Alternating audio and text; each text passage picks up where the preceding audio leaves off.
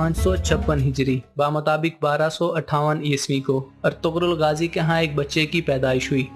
आज हम इस बच्चे को सुल्तान उस्मान अव्वल के नाम से याद करते हैं। लेकिन इसी दौरान हलाकू खां ने बगदाद पर हमला किया। बगदाद की ईंट से ईंट बजा दी गई। तकरीबन 10 लाख से ज़्यादा मुसलमानों को कत्ल किया गया और इसी के साथ मुसलमानों के सुनहरे दौर का इख्तिताम हुआ। बगदाद की तबाही के साथ ही इल्म अदब और साइंस की दुनिया में यूरोप उभरना शुरू हुआ और मुसलमान मुसलसल तनज़्ज़ुली का शिकार होते गए। लेकिन इसी दौरान अर्तुगरुल गाजी बाज़ंतीनी सरहद पर अपने पांव जमाने की कोशिश कर रहे थे। वक्त गुजरता रहा। 1286 ईस्वी में अर्तुगरुल गाजी की वफ़ात के बाद उस्मान अव्वल काई कबीले के सरदार मुंतखब हुए। 1299 ईस्वी में मंगोलों ने सल्जूक सल्तनत पर दोबारा हमला किया। इस हमले के बाद सल्जूक सल्तनत छोटे छोटे टुकड़ों में तकसीम हो गई।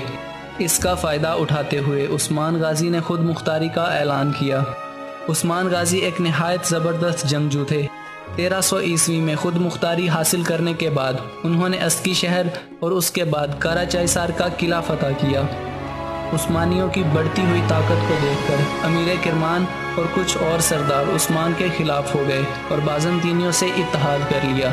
लेकिन उस्मान गाजी आगे बढ़े और यनीशर का शहर फतह किया और उसे अपनी सल्तनत का दारुल हुकूमत बना दिया।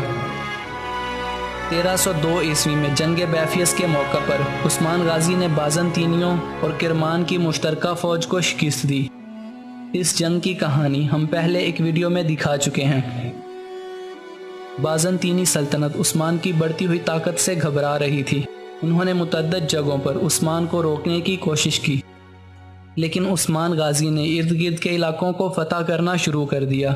उन्होंने एक वक्त में 2 जगहों पर जंग छेड़ दी और 1308 ईस्वी तक शमाल में दरियाए सकारिया और जनूब में बहीरा मरमरा तक अपनी सल्तनत को वुसअत दी। उस्मान गाजी का शेख अदाब अली से कल्बी ताल्लुक था। एक दफ़ा जंग में शदीद ज़ख्मी होने के बाद उस्मान गाजी को शेख अदाब अली की दरगाह पर लाया गया। जब उस्मान को होश आया तो उसने महसूस किया कि कुरान पाक बिल्कुल उसके बराबर पड़ा है। उस्मान शदीद ज़ख्मी होने के बावजूद नीचे उतरा और कुरान पाक अपने सर से ऊंचा करके बैठ गया और इसी हालत में बेहोश हो गया। जिसके बाद उसे ख्वाब में दिखाई दिया कि एक चांद शेख अदाब अली के सीने से निकलकर उस्मान के सीने में उतर गया और एक दरख्त नमूदार हुआ जिसकी शाखें 4 बड़े दरियाओं तक फैल गईं और 4 बड़े बड़े पहाड़ों ने उसकी शाखों को थाम लिया। उस्मान को जब होश आया तो वो बहुत परेशान हुआ। उसने शेख अदाब अली से इसकी वजाहत चाही, जिस पर शेख अदाब अली ने उसको मुबारकबाद पेश की और फरमाया कि मुबारक हो, अल्लाह ने तुम्हें और तुम्हारी औलाद को इस्लाम की खिदमत के लिए चुन लिया है। और फौरी तौर पर अपनी बेटी बाला खातून की शादी उस्मान से कर दी। उस्मान गाजी की आखिरी जंग बरूसा शहर के खिलाफ थी। इस वक्त तक उस्मान गाजी बूढ़े और कमज़ोर हो चुके थे, लेकिन उनकी जगह उनके बेटे ओरहान गाजी ने फ़ौज की क़यादत की और बरूसा का मुहासरा कर लिया। इस वक्त तक उस्मानियों में इतनी ताकत ना थी कि वो शहर पर हमला करके उसे फतह कर सकें। लिहाजा उन्होंने शहर का मुहासरा जारी रखा और 10 साल के सख्त तरीन मुहासरे के बाद बरूसा के गवर्नर ने शहर की चाबियां उस्मानियों के हवाले कर दी। लेकिन इस शहर की फतह के चंद दिन बाद उस्मान गाजी इंतकाल कर गए। कहा जाता है कि ओरहान गाजी ने उनकी वफ़ात से चंद दिन पहले उन्हें ये खुशखबरी सुनाई, जिस पर खुश होकर उस्मान गाजी ने उन्हें अपना जानशीन मुकर्रर किया। उस्मान गाजी ने 2 शादियाँ की। एक शादी बाला खातून जो कि शेख अदाब अली की बेटी थी और दूसरी शादी मलहून खातून जो कि उमर अब्दुल अजीज़ बे की बेटी थी। बाला खातून से उनकी कोई औलाद न थी, जबकि मलहून खातून से उनके 6 बेटे पैदा हुए, जिनमें से 2 ओरहान गाजी और अलाउद्दीन पाशा ही लंबी ज़िंदगी जी सके। अलाउद्दीन पाशा ने अपने वालिद उस्मान गाजी के हुक्म पर सर तस्लीम खम किया और ओरहान गाजी की हुक्मरानी को कबूल कर लिया। ओरहान गाजी के हुक्म पर अलाउद्दीन पाशा को सल्तनत उस्मानिया का पहला वज़ीर आज़म मुंतखब किया गया और उन्होंने उस्मानी सल्तनत के लिए बेशुमार कामयाबियां हासिल की।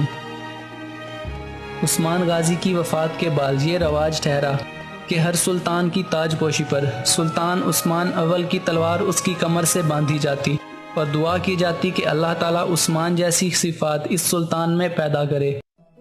اورحان غازی سلطنت عثمانیہ کے دوسرے سلطان تھے جنہوں نے 1324 عیسوی سے 1362 عیسوی تک سلطنت عثمانیہ پر حکومت کی۔ آپ عثمان غازی کی دوسری بیوی ملہون خاتون کے بطن سے 1281 عیسوی کو سوگوت میں پیدا ہوئے۔ 1326 عیسوی میں اپنے والد عثمان غازی کی وفات کے بعد آپ سلطنت عثمانیہ کے حاکم بنے۔ آپ اسلام کے ایک عظیم مجاہد تھے۔ انہوں نے اپنی تخت نشینی کے پہلے دن سے بازنطینی سلطنت کے خلاف جنگ کرنے کی تیاری شروع کر دی۔ عثمان غازی کے دور میں کوئی منظم فوج موجود نہ تھی۔ جنگ کے وقت مختلف قبیلوں سے فوج اکٹھی کی جاتی تھی۔ اورحان غازی نے اس کو بدلا اور جنگ میں یتیم ہو جانے والے عیسائی اور مسلمان بچوں کو اکٹھا کر کے ایک منظم فوج ترتیب دی۔ اس فوج کا نام ینیچری رکھا گیا اور تاریخ نے دیکھا کہ اس فوج کے نام سے یورپ کے کلیساؤں کی دیواریں ہل جایا کرتی تھیں۔ اپنی حکومت کی شروعات سے اورحان غازی نے مغربی اناطولیہ، جو کہ اس وقت بازنطینی سلطنت کے زیر تسلط تھا، اس علاقے کی طرف پیش قدمی کی۔ جنگ پیلیکون میں اورحان غازی اور بازنطینی بادشاہ اینڈرونیکس کا سامنا ہوا۔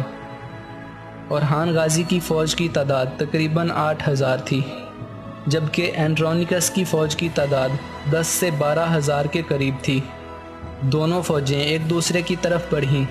ایک ہی زبردست حملے سے بازنطینی فوج تتر بتر ہو گئی اور ان کا بادشاہ بھاگنے میں کامیاب ہوا۔ اگلے سال اورحان غازی نے کراسی کا دارالحکومت بیلکسار فتح کیا اور دوسری طرف آہیوں سے انقرہ کا قبضہ حاصل کیا۔ اس کے بعد تقریباً 20 سال تک کوئی بڑی جنگ نہ ہوئی، اور اس عرصہ کے دوران اورحان غازی نے فوج کو زیادہ منظم اور مضبوط کیا، اندرونی معاملات درست کیے اور ٹیکس کا جدید نظام متعارف کروایا، جس سے رعایا خوشحال ہو گئی۔ بہت سے علاقائی سردار اس خوشحالی سے اس قدر متاثر ہوئے کہ انہوں نے اورحان غازی کی بادشاہت تسلیم کر کے ان کے زیر تسلط رہنا منظور کیا۔ تقریباً 20 سال بعد بازنطینی بادشاہ اینڈرونیکس کی موت کے بعد سلطنت بازنطین میں خانہ جنگی شروع ہو گئی۔ اینڈرونیکس کے 9 سالہ بیٹے جون پنجم کو تخت نشین کیا گیا، جسے چند ہی دن بعد قتل کر دیا گیا۔ 1341 سے 1347 عیسوی تک چلنے والی خانہ جنگی کا فائدہ سب سے زیادہ عثمانیوں کو ہوا۔ نائب ریاست جون ششم نے اپنی بیٹی تھیوڈورا کی شادی اورحان غازی سے کرنے کے بدلے میں اورحان غازی سے بازنطینی تخت حاصل کرنے کے لیے مدد مانگی، جسے اورحان غازی نے قبول کر لیا، اور 10,000 ینیچری کا دستہ پہلی دفعہ یورپ میں داخل ہوا۔ جون ششم کی مدد کرنے کے لیے اورحان غازی کے بڑے بھائی اور وزیر اعظم علاؤالدین پاشا کو بھیجا گیا۔ علاؤالدین پاشا نے متعدد جگہوں پر بازنطینی ملکہ کو شکست دی اور تھریس پر قبضہ کر لیا، اور اس علاقے کا حکمران جون ششم کو بنا دیا گیا۔ 1352 سے 1357 کے درمیان خانہ جنگی شروع ہو گئی، اور جون ششم نے دوبارہ اورحان غازی سے مدد کی درخواست کی، جس پر دوبارہ 10 سے 12,000 ینیچری کا ایک لشکر یورپ روانہ کیا گیا، اور اس دفعہ بدلے میں ایک یورپی قلعہ کیمپھی اورحان غازی نے حاصل کیا، اور یورپ میں مسلمان فوج کا پہلا قدم رکھا گیا۔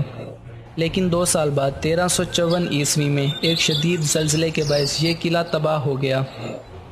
اورحان غازی کے بڑے بیٹے سلیمان پاشا نے ایک قصبے پر قبضہ کر کے یورپ میں پہلا مسلمان قصبہ بسایا۔ ابن بطوطہ کے مطابق جو اورحان غازی سے ملے اور ان کے مہمان بھی بنے، اورحان غازی ترکوں میں سب سے طاقتور، بہادر اور اسلام کے ایک عظیم مجاہد ہیں۔ انہوں نے ایک لمبا عرصہ تقریباً 36 سال تک حکومت کی۔ اپنی حکومت کے آخری دنوں میں وہ زیادہ تر تنہائی میں رہتے اور حکومت کا زیادہ تر کام ان کے چھوٹے بیٹے مراد سنبھالا کرتے۔ لیکن 1357 عیسوی میں اورحان غازی کے بڑے اور سب سے قابل بیٹے سلیمان پاشا کا انتقال ہو گیا۔ سلطان اورحان غازی کے لیے یہ ایک بہت بڑا صدمہ تھا۔ اس کی وجہ سے وہ مسلسل بیمار رہنے لگے، اور آخرکار 1362 عیسوی میں 80 سال کی عمر میں انہوں نے وفات پائی۔ آپ کو بروسا میں دفن کیا گیا اور آپ کا مزار آج بھی بروسا میں موجود ہے۔ فرحان غازی نے سلطنت عثمانیہ میں گراں قدر اضافے کیے۔ ان کے دور میں سلطنت عثمانیہ کا رقبہ 2 گنا ہو گیا اور یورپ میں پہلی دفعہ کوئی اسلامی ریاست قائم ہوئی۔ سلطان مراد اول 1326 عیسوی کو بروسا میں پیدا ہوئے۔ آپ سلطنت عثمانیہ کے تیسرے سلطان تھے۔ 1362 عیسوی میں اپنے والد اورحان غازی کی وفات کے بعد آپ سلطنت عثمانیہ کے تیسرے حکمران بنے۔ اپنی حکومت کے دوسرے ہی سال آپ نے ایک بڑی فوج اکٹھی کی اور ایڈرینوپل، جو کہ بلکان کا ایک اہم ترین شہر تھا، اس کو فتح کیا اور اس کا نام بدل کر ادرنے رکھ دیا۔ اسی کے ساتھ سلطنت عثمانیہ کا دارالحکومت ایشیا سے یورپ منتقل ہو گیا اور سلطنت عثمانیہ اسلامی تاریخ کی پہلی یورپی سلطنت بنی۔ ادرنے کی فتح کے بعد سلطان مراد اول مزید آگے بڑھے اور بلکان کے زیادہ تر علاقے فتح کر لیے۔ سربیا، بلغاریہ اور بازنطینی سلطنت کو اپنا باج گزار بنایا اور ان سے سالانہ خراج وصول کیا۔